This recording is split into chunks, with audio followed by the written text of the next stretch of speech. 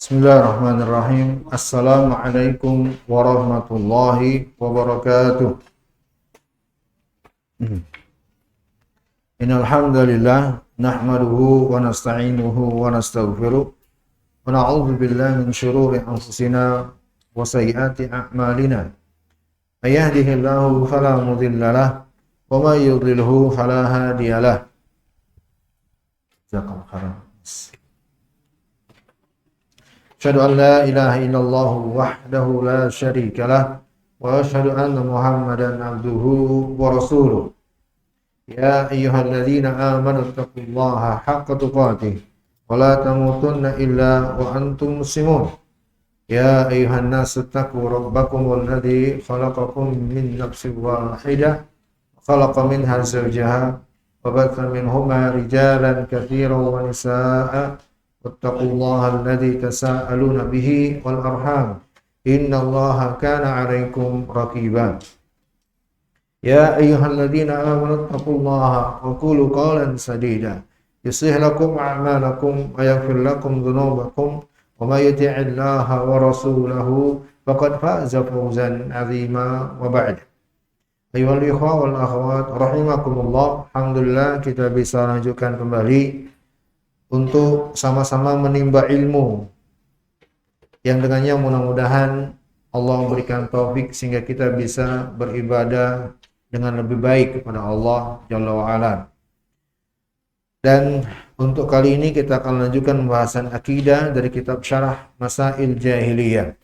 Salawat serta salam untuk Nabi kita, Nabi besar Muhammad sallallahu alaihi wasallam, tanpa rasa jemu dan bosan. Salawat untuk beliau, semua kita dikumpulkan bersama beliau kelak di surganya.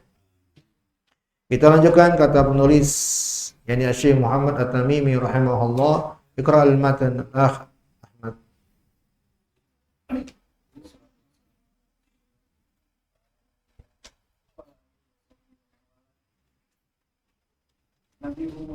Nabiul hikmata an af'alillah. Qala mu'allif rahimahullah ta'ala al-mas'alatu tsaniyatu wal maqsudah al-qadru fi khidmatillah ta'ala. Baik. Berkata Al-Imam Al-Mujaddid di Da'wati Tauhid Muhammad At-Tamimi rahmatullahi alaih. Permasalahan yang ke-52. Permasalahan yang ke-52. Celaan terhadap hikmah dari Allah Subhanahu wa ta'ala. Masalah yang ke-52 ini diberi judul dengan pengingkaran mereka terhadap hikmah dari perbuatan atau ketetapan Allah Subhanahu wa ta'ala. Hadirin ikhwan dan akhwat rahimakumullah. Ini pembahasan kita malam hari ini salah satu karakter masyarakat jahiliyah, bahwa mereka adalah orang-orang yang mencela Allah dari sisi perbuatannya Allah, bukan mencela langsung dirinya Allah, karena itu akan langsung ketahuan, kedetek. Tapi yang mereka cela adalah perbuatannya Allah Jalla wa'ala. Ini yang dibahas ya. Ada sikap dan ucapan mereka yang sepintas itu seakan-akan bagus, tapi nyatanya itu justru mencela Allah. Saya kasih contoh sederhana ilustrasi. Seperti orang yang mengatakan dia telah menelepon Allah. Itu sepintas kan bagus. Seakan-akan dia berarti dekat dengan Allah. Betul tidak? Tapi hakikatnya ini celaan kepada Allah. Tahu nggak di mana sih celaannya? Gimana kira-kira? Baik, bagus. Dia mengandung makna menyamakan Allah dengan dua. Tidak lepas dari dua. Pertama, dari klaim itu, kerusakannya adalah tidak lepas dari dua. Yang pertama, mengatakan Allah sama dengan makhluk. Sehingga bisa ditelepon bagaimana makhluk yang lain. Atau juga parah, yang kedua, dari konsekuensi kalimat itu adalah dirinya sebanding dengan Allah. Sehingga dia bisa berhubungan langsung dengan Allah. Dua-duanya kekufuran. Jadi kan celaan akhirnya. Nah, itu yang diinginkan. Di sini yang kita akan bahas. Kata penulis, yakni Syekh Shalih Al-Fauzan, hafizahullah. Beliau beri pendahuluan dulu. Perhatikan teman-teman, ini pendahuluan. Allah Jalla wa'ala itu mensifati dirinya dengan hikmah. Dan salah satu nama serta sifat Allah, Hakimun. Kalau diterjemah dalam bahasa kita, yang maha bijaksana. Wal hikmah, dan kata hikmah itu sendiri kata beliau hafizahullah taala wad'u syai' fi mawdhi'ihi. Perhatikan teman-teman, arti hikmah secara syariat. Arti hikmah secara syariat adalah meletakkan sesuatu pada tempatnya. Meletakkan sesuatu pada tempatnya. Maka kata Al-Hakim yang diterjemah dalam bahasa kita tadi yang maha bijaksana, itu artinya adalah dia yang menempatkan segala perkara sesuai dengan tempat yang berhak untuk masing-masing perkara itu. Ini diantara penjelasan arti dari kata Al-Hakim sebagai nama, salah satu nama bagi Allah Subhanahu wa taala. Teman-teman, ikhwan dan akhwat, hafizakumullah, sangat banyak dalil dari Al-Quran atau hadis yang menunjukkan akan Hakim ini adalah sifat nama dari Allah. Ya, di antaranya di surat Saba ayat pertama. Quran surat Saba ayat pertama. Di situ Allah berfirman, Alhamdulillahilladzi lahu ma fis samawati wa ma fil ardi wa lahul hamdu fil akhirah wa huwal hakimul khabir. Segala puji bagi Allah. Dia yang atas kuasanya lah segala yang ada di langit dan segala yang ada di bumi. Dan baginya lah segala puji untuk akhirnya.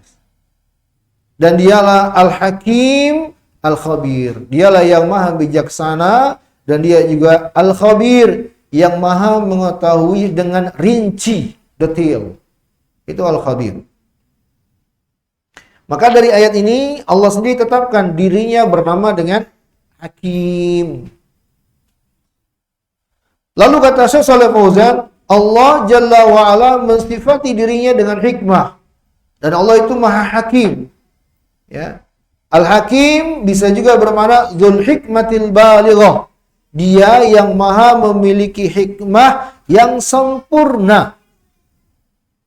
Ya, kalau sederhananya tadi, hikmah itu adalah menempatkan segala sesuatu pada tempatnya. Nah, kalau kalimat ini disandarkan kepada Allah, maka Allah itu maha menempatkan segala sesuatu pada tempat yang layak masing-masing. Untuk masing-masing perkara itu sempurna, tidak ada salahnya sama sekali.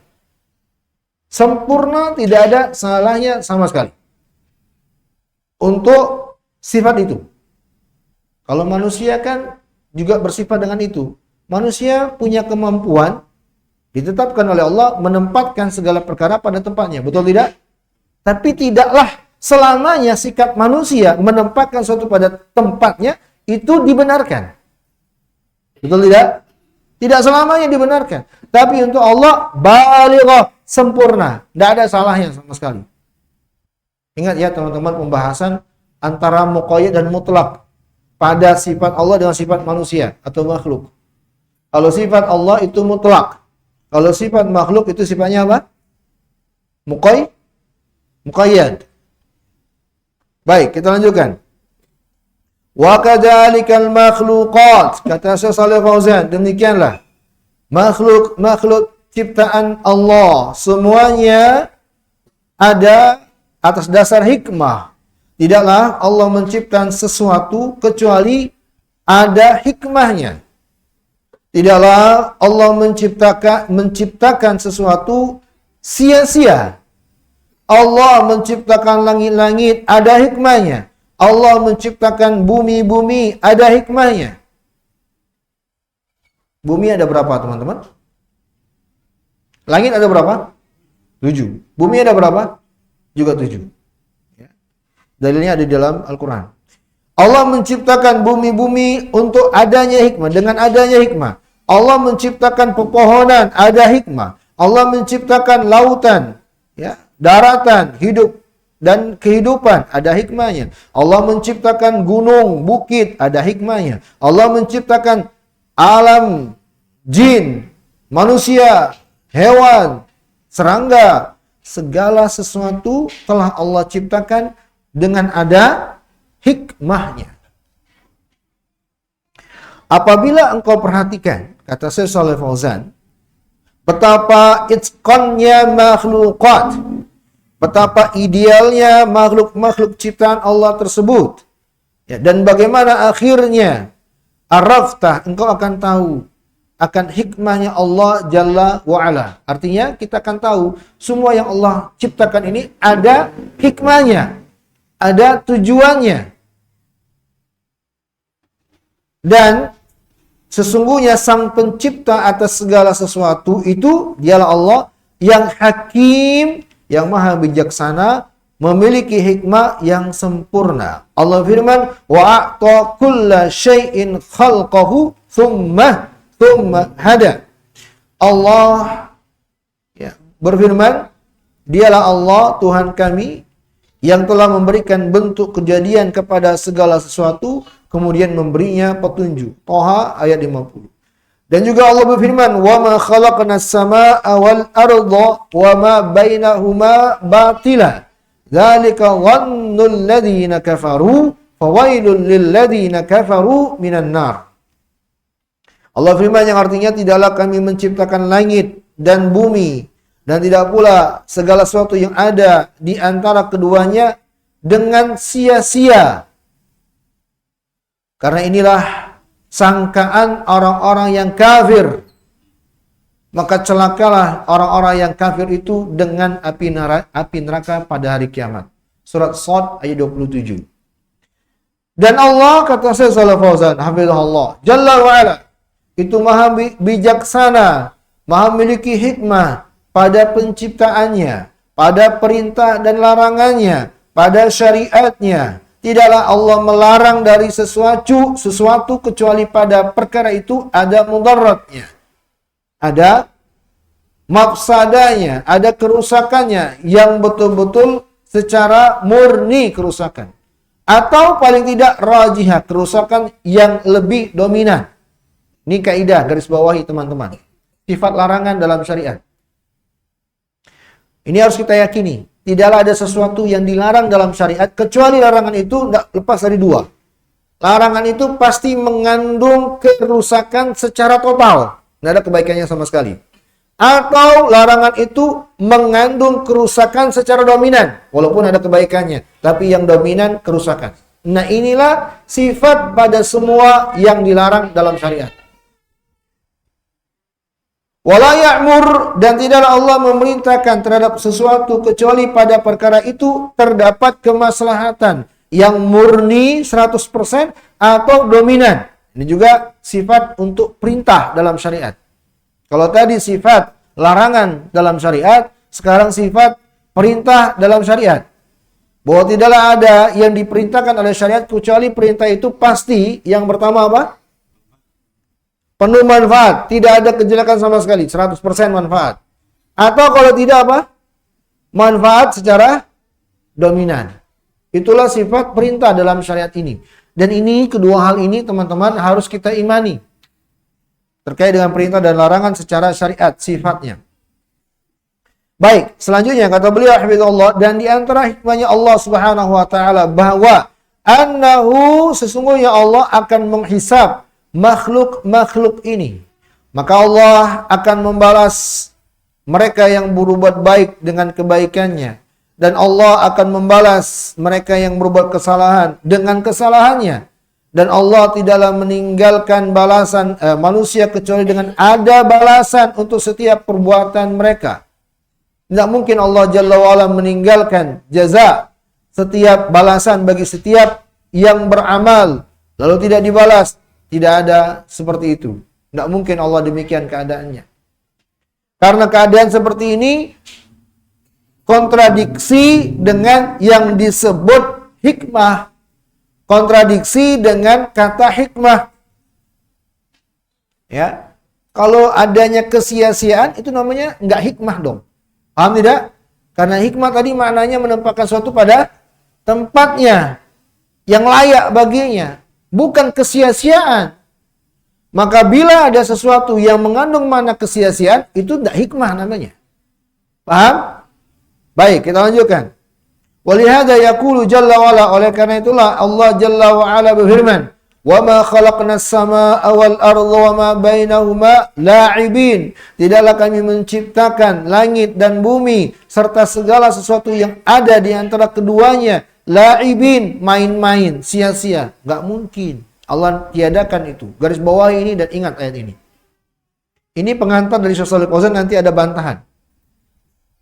Al-Anbiya ayat ke-16. Wa yaqulu subhanahu wa ta'ala, dan Allah subhanahu wa ta'ala berfirman, "Wa ma khalaqnas samaa'a wal arda wa ma bainahuma batila, dzalika dhannul ladzina kafaru, fawailul lil ladzina kafaru minan nar." Tidaklah kami menciptakan langit dan bumi dan segala yang ada di antara keduanya dengan sia-sia, karena itulah sangkaan orang-orang kufur, maka celakalah orang-orang yang kufur itu dengan api neraka. Wa yaqulu jalla wa ala, dan Allah jalla wa ala berfirman, raddan 'alal ladzina yunkiruna al-ba'ts, membantah orang-orang yang mengingkari adanya kebangkitan setelah kematian. Apa firman Allah? Apa hasibtum annama khalaqnakum abathan wa annakum ilaina la turja'un? Apakah kalian menganggap kami menciptakan kalian dengan sia-sia dan kalian tidak akan dikembalikan kepada kami? Allah sebut dalam ayat ini, ya, sangkaan yang jahat yang tidak sesuai dengan hikmahnya Allah Jalla wa'ala. Al-Mu'minun 115. Dan Allah firman, ayahsabul insanu ayyutraka sudah. Apakah manusia mengira mereka akan ditinggalkan sia-sia? Jadi sekali lagi teman-teman, barakallahu fikum, sifat sia-sia itu sangat kontradiksi dengan hikmah. Sangat bertentangan dengan yang namanya hikmah. Tidak mungkin Allah meninggalkan manusia tanpa adanya tujuan, tanpa adanya kelayakan untuk mereka. Kata Syekh Shalih Fauzan, yakni la yu'mar wa la yunha wa la yujazi. Ya, manusia diciptakan tidak ada perintah untuk mereka, tidak ada larangan bagi mereka, tidak pula dibalas. Nah, ini kesia-siaan namanya. Ya. Maka selesai dari pendahuluan ini, teman-teman, barakallahu fikum. Sekali lagi saya tegaskan, ini pendahuluan untuk meyakinkan kita semua. Syekh Shalih Fauzan memberikan pendahuluan untuk meyakinkan kita semua. Yang terucapkan dan yang terwujudkan dalam amalan kita bahwa tidak mungkin adanya kesia-siaan pada segala ketentuan dan penciptaan Allah Subhanahu wa taala. Harus diyakini. Pasti ada tujuannya, ada hikmahnya. Paham sampai di sini? Baik, kita lanjutkan. Wa ahlul jahiliyah, dan masyarakat jahiliyah, mereka mengingkari akan hikmahnya Allah Subhanahu wa taala pada penciptaannya, pada perintahnya. Demikian juga sekte yang disebut dengan Mu'tazilah, dan juga yang disebut oleh para ulama dengan Asy'ariyah. Tapi Asy'ariyah yang gulat ini ya, yang ekstrim. Mu'tazilah dan Asy'ariyah yang ekstrim, mereka memahami tidak ada hikmah pada perbuatan-perbuatan Allah Subhanahu wa taala. Perhatikan, lihat.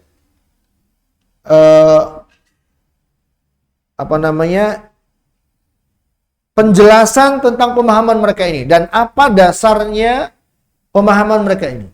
Kata Syekh Shalih Fauzan hafizahullah, orang-orang Asy'ariyah, ya, kalau mau ditambahkan catatan, tambahkan aja catatan kaki. Asy'ariyah di sini Asy'ariyah gulat, ekstrim. Karena Asy'ariyah itu ada beberapa golongan. Ini yang gulatnya, yang ekstrimnya. Mereka mengatakan Allah itu la yaf'alu li hikmatin, tidaklah berbuat, tidaklah melakukan sesuatu untuk adanya sebuah hikmah. Enggak. Wa inna ma yaf'alu li masyiatin mujarradah faqat. Tapi Allah itu berbuat hanya atas kehendaknya semata. Perhatikan teman-teman, statement ini. Statement yang seakan-akan mengagungkan Allah. Perhatikan. Statement yang seakan-akan sepintas mengagungkan Allah. Karena gini, kalau kita berpikir secara logika, kalau ada orang, kita nih manusia, berbuat dengan adanya motivasi, maka itu seakan-akan ada intervensi. Tujuan itu intervensi dia. Paham tidak? Paham tidak? Antum bekerja, kalau ada gaji misalnya, maka gaji itu akan membuat antum menjadi budak. Itu kondisi ekstrimnya ya.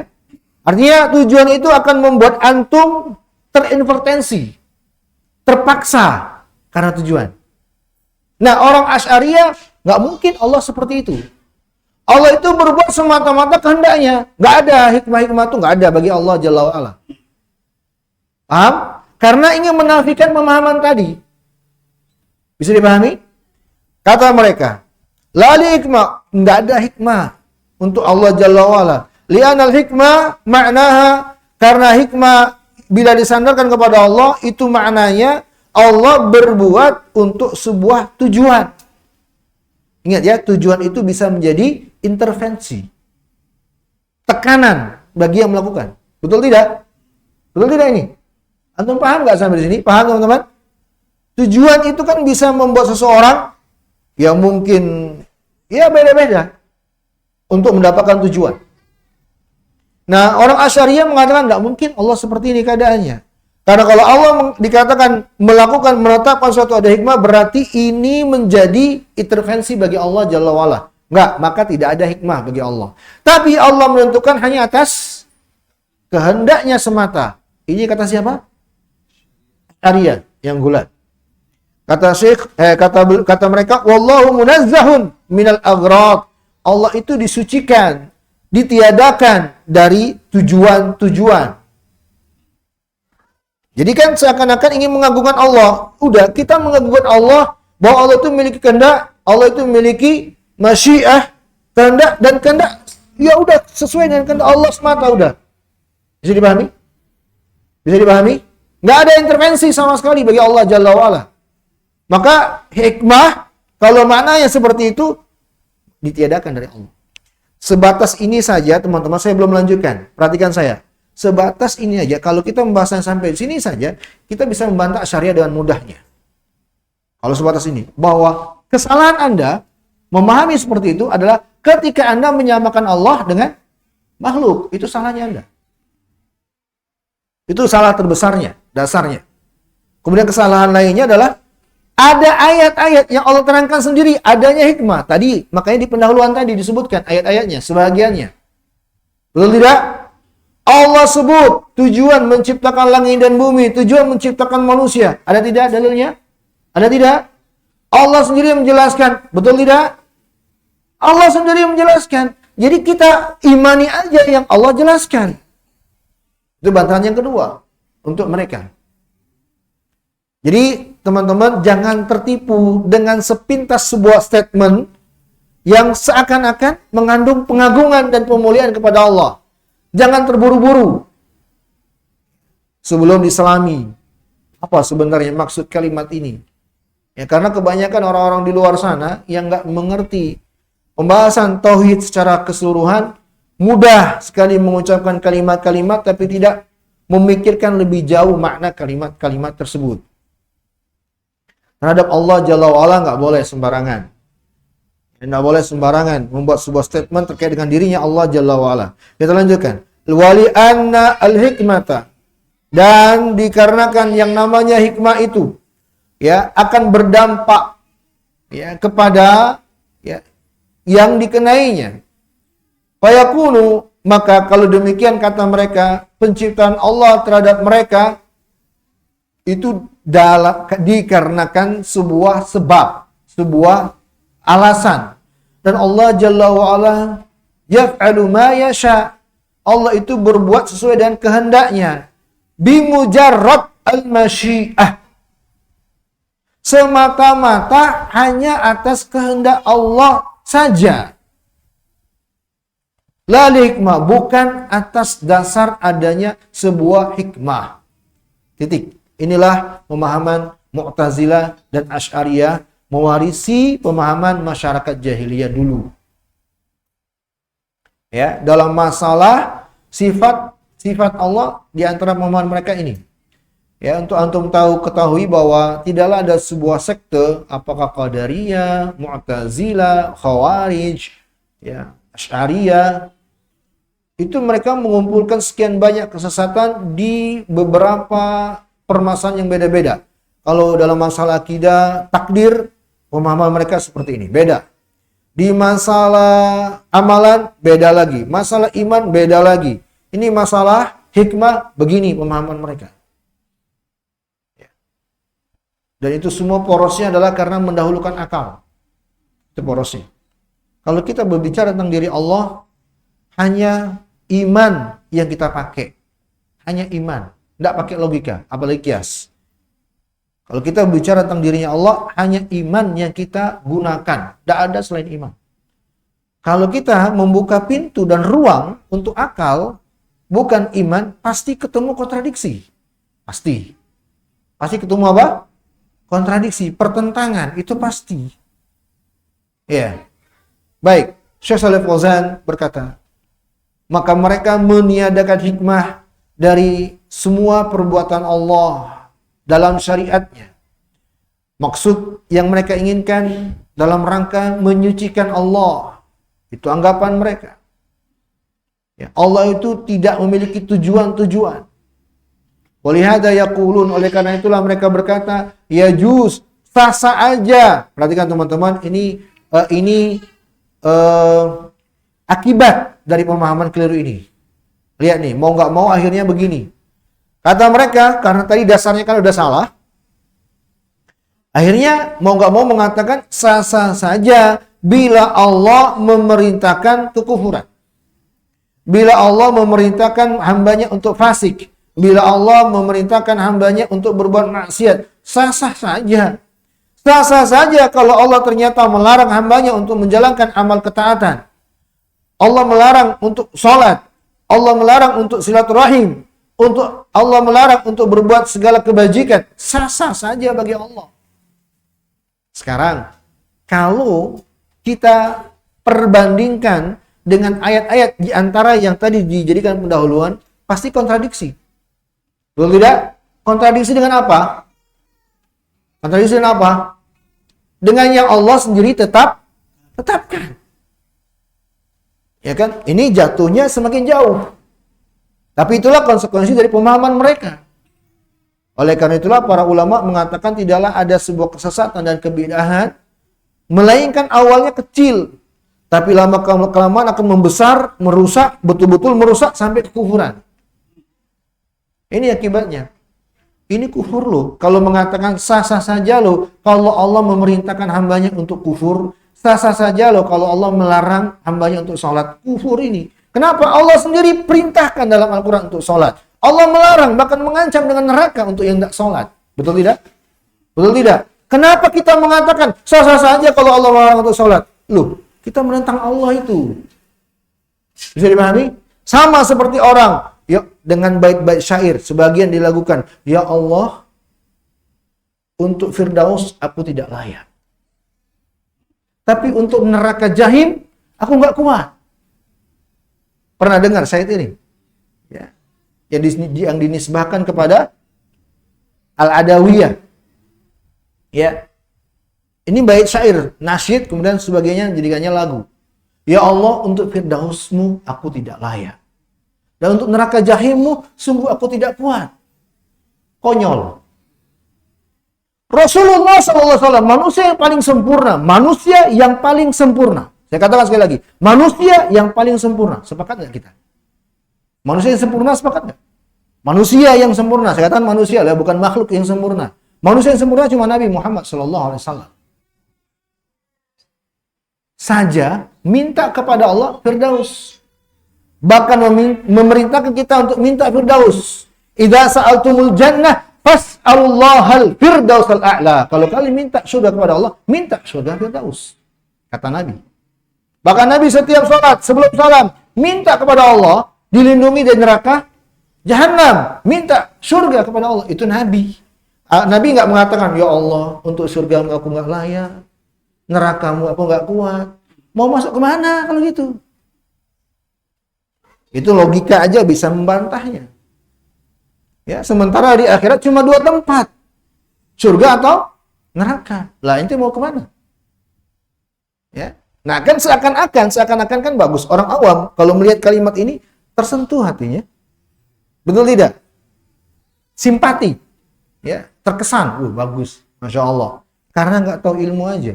Hakikatnya ini kebodohan. Hakikatnya. Bahkan kekufuran.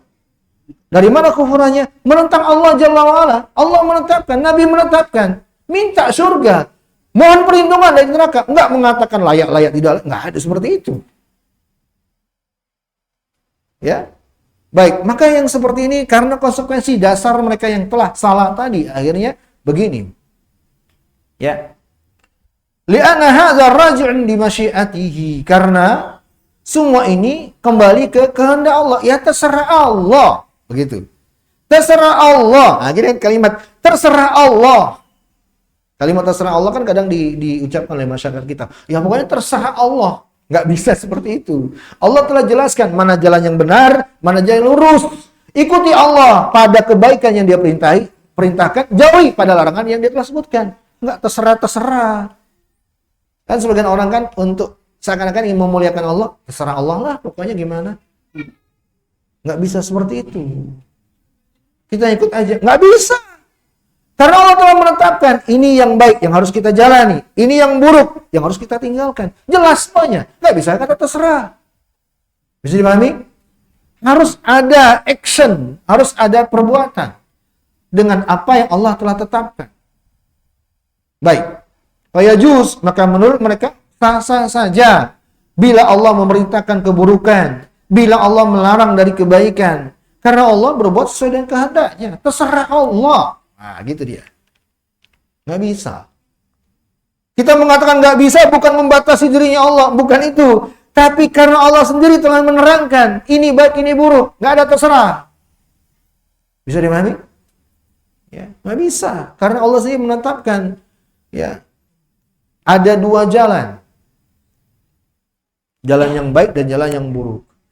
Wa naqulu lahum, kata Syekh Shalih Fauzan, wa naqulu lahum, kita katakan kepada mereka, na'am yaf'alu ma yasha subhana, lakinnahu la yaf'alu syai'an illa lihikmatin. Betul, Allah itu berbuat sesuai dengan kehendaknya, akan tapi Allah tidaklah berbuat sesuatu kecuali pasti ada hikmah, tujuan. Ya. Baik, teman-teman, barakallahu fikum. Saya tambahkan sedikit penjelasan dan ini mungkin berulang dan tidak mengapa, bahkan mungkin butuh untuk kita ulang terus. Ya, pemahaman rusak dan keliru yang seperti ini bisa saja terjadi. Ya, bisa saja terjadi. Sekali lagi, keliru dalam memahami tentang kehendak Allah Subhanahu wa taala. Ini yang akan saya ulang. Penjelasan tentang kehendak Allah Subhanahu wa taala. Penjelasan tentang iradah atau masyiahnya Allah, kehendaknya Allah. Saya ulang sekali lagi. Kalau teman-teman pernah mencatat, silakan buka catatannya. Kalau yang belum ada catatannya, silakan catat dengan baik. Bahwa kehendak Allah itu ada 2. Dikategorikan, disimpulkan para ulama menjadi 2 jenis kehendak Allah. Kategori loh ya. Bukan membatasi kehendak Allah, enggak sama sekali. Tapi ini pengkategorian. Ada 2. Yang pertama, kehendak apa yang disebut? Disebut dengan apa? Hah? Oh, ya, irada syar'iyyah. Ya, kalau lengkapnya di lisan para ulama, irada diniyah syar'iyyah. Yang kedua apa, Pak Ahmad? Irada kauniyah, barakallahu fiik. Ya, irada kauniyah. Ini yang kedua. Baik. Al-qadariyah. Jadi kalau lengkapnya irada diniyah syar'iyyah, yang kedua irada kauniyah qadariyah. Kalau ringkasnya hanya disebut irada syar'iyyah, irada kauniyah. Perhatikan ini. Irada syar'iyyah itu adalah kehendak Allah yang terkait dengan kecintaan dan ridhonya. Terkait dengan apa? Cinta dan ridhonya. Dan cinta serta ridhonya Allah itu telah Allah jelaskan sendiri pada perkara-perkara apa. Kalau kita ingin cintanya Allah, kalau kita ingin ridhonya Allah, sudah ikuti aja ya dengan apa yang Allah telah terangkan untuk kita mendapatkannya. Dan secara global itu semua ada pada syariatnya. Ya, untuk mendapatkan cinta dan ridhonya Allah itu ada dalam syariatnya, pada perintah-perintahnya, pada amal ketaatan dan ibadah. Ya, inilah irada apa? Syar'iyyah. Yang kedua irada apa? Kauniyah, qadariyah. Irada kauniyah, qadariyah adalah kehendak Allah Subhanahu wa taala yang tidak terkait langsung dengan cinta dan ridhonya Allah Subhanahu wa taala. Akan tetapi dengan adanya tujuan lain yang terwujud dengannya. Ya. Kalau berbicara tentang perbedaan antara dua irada ini panjang pembahasan. Ya, karena disebut oleh para ulama sejumlah poin. Tapi di antaranya perbedaan dua irada ini teman-teman, kalau irada syar'iyyah itulah kehendak Allah pada perkara yang Allah cintai dan terwujud hanya pada hamba-hamba pilihannya. Tapi kalau irada kauniyah itulah kehendak Allah pada seluruh makhluk tanpa terkecuali.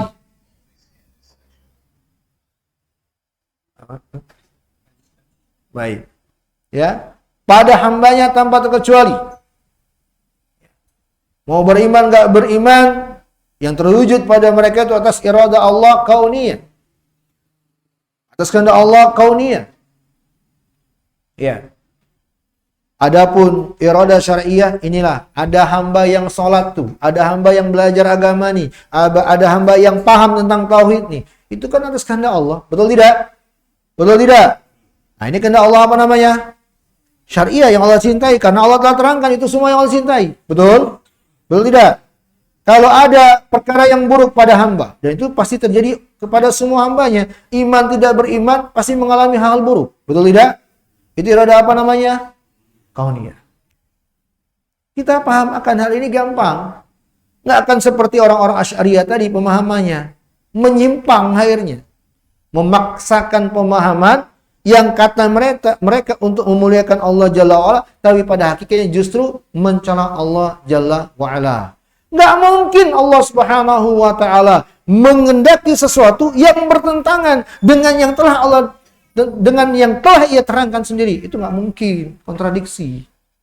Nggak mungkin. Maka pemahamannya seperti ini. Kehendak Allah itu ada dua. Lurus sudah pemahaman kita. Bisa dipahami? Baik. Kalau menyebut dalil mungkin silakan buka kembali catatan-catatannya ya. Banyak dalil-dalil yang ada dalam masalah ini. Wa yaqulun, kita lanjutkan. Syekh Shalih Fauzan hafizahullah berkata, yajuz. Ya. Wa yaqulun, kata Syekh Shalih Fauzan, yaqulun di sini mereka berkata. Mereka di sini adalah masyarakat jahiliyah, Mu'tazilah dan Asy'ariyah yang ekstrim. Mereka berkata, yajuz ayyudkhilallahul kafir al-jannata. Sah-sah saja kalau Allah memasukkan orang kafir ke surga. Terserah Allah. Gitu. Kan ini kan sepintas kan mengagungkan Allah, betul nggak? Mengagungkan konteksnya supaya tidak ada yang memaksa intervensi Allah. Betul tidak? Orang awam kena ini. Orang awam bisa kena ini. Yang nggak belajar tauhid kena ini. Kalau dikatakan sah-sah saja loh. Kalau Allah berkehendak, yang nggak beriman itu masuk surga. Terserah Allah. Betul nggak? Betul tidak? Saya tanya jamaah di sini. Betul tidak? Betul tidak statement ini secara syariat? Hah? Betul tidak? Jawab dengan tegas. Betul tidak? Hah? Kenapa tidak? Barakallahu fiik. Nggak mungkin. Kita katakan nggak mungkin terjadi itu. Nggak mungkin. Bukan kita mengatakan tidak mungkin. Karena Allah telah menetapkan orang yang mati dalam keadaan kufur, neraka jahanam selama-lamanya. Dalam Al-Quran banyak sekali ayat-ayatnya. Paham tidak? Allah sendiri yang terangkan. Kita kalau beriman kepada Allah, ikuti aja apa yang Allah tetapkan. Ngapain ngarang-ngarang? Menafsirkan sendiri. Bisa dipahami? Ya, jadi disitulah letak masalahnya. Ya, juga karena bermain akal sih. Tapi saya yakin orang awam masuk syubhat kalimat kayak gini kena mereka. Benar juga ya. Iya, kita nggak mungkin memaksa Allah harus masuk surga, harus masuk neraka, nggak mungkin. Padahal bukan di situ poinnya. Bukan di situ poinnya. Poinnya adalah karena Allah telah menetapkan. Kita pun taat kepada apa yang telah Allah tetapkan. Nah, itu poinnya. Baik. Kata mereka, sah saja kalau Allah memasukkan orang yang beriman, bertakwa ke dalam neraka. Sah-sah saja. Ya kehendak Allah. Betul nggak Pak Dudung? Betul nggak Pak Dudung? Betul.